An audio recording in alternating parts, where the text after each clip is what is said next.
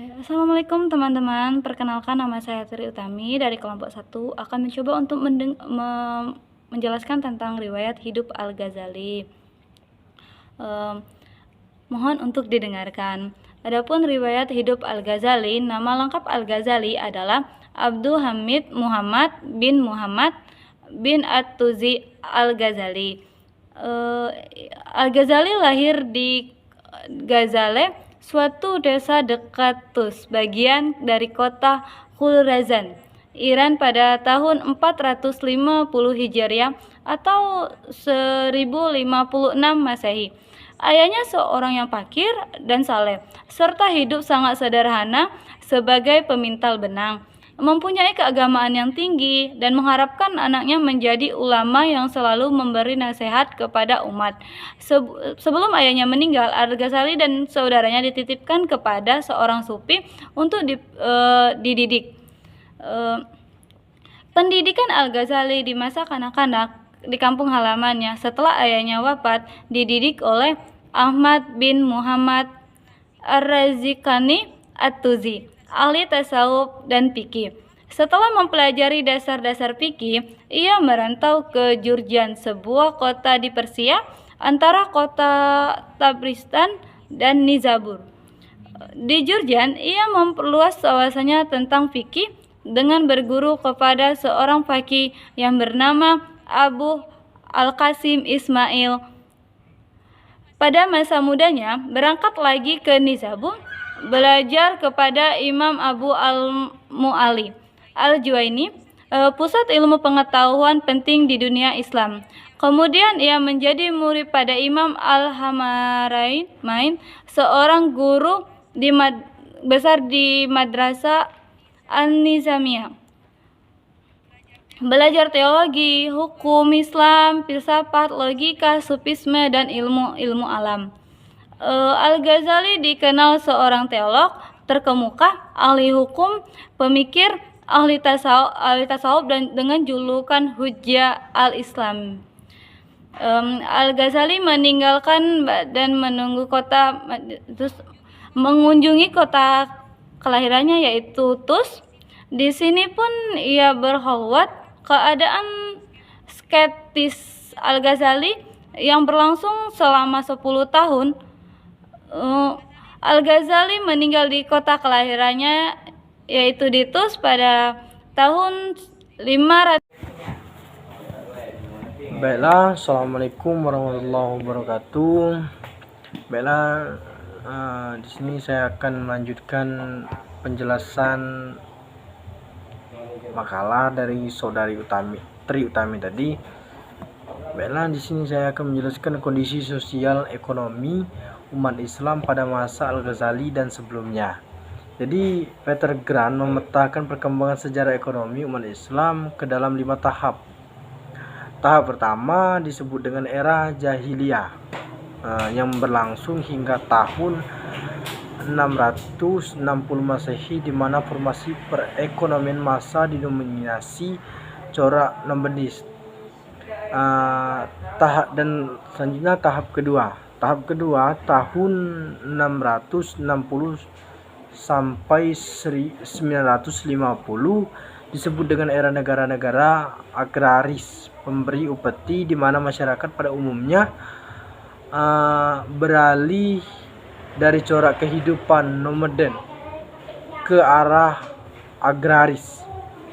Dan tahap ketiga antara tahun 950 sampai 1550 disebut dengan era negara-negara perdagangan, kalau salah disebut dengan negara-negara perdagangan pemberi upeti, karena aktivitas perekonomian pada era tersebut didominasi oleh aktivitas perdagangan. Tahap keempat yaitu tahun 1550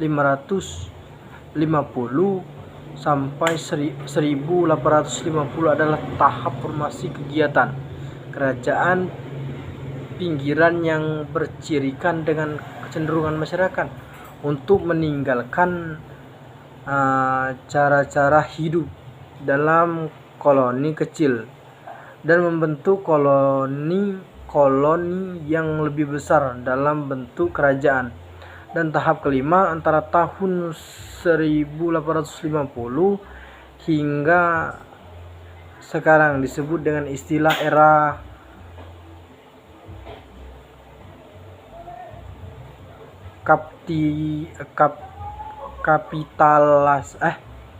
kapitalisme kalau nggak salah.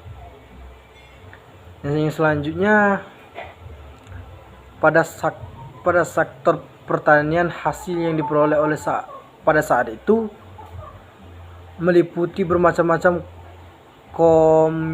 komunitas pertanian dan perkebunan khas daerah Timur Tengah, antara lain tebu, gandum, sorghum, minyak zaitun, dan berbagai buah-buahan. Jadi keberhasilan itu di bidang pertanian ini tidak lepas dari peran pemerintah dengan mendirikan dan menyediakan saran dan prasarana.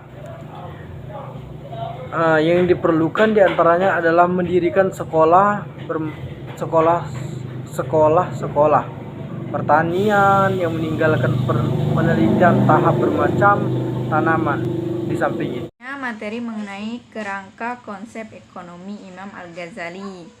Di sini Al-Ghazali memadukan antara ilmu tauhid, syariat, dan tasawuf, yaitu menjadikan tauhid sebagai inspirasi bahwa hubungan antara manusia dan penciptanya yaitu Allah, dan hubungan manusia sesama makhluk berdasarkan kepada sinaran hubungannya dengan Allah. Jadi semua perbuatan manusia itu atas dasar kehendak Allah.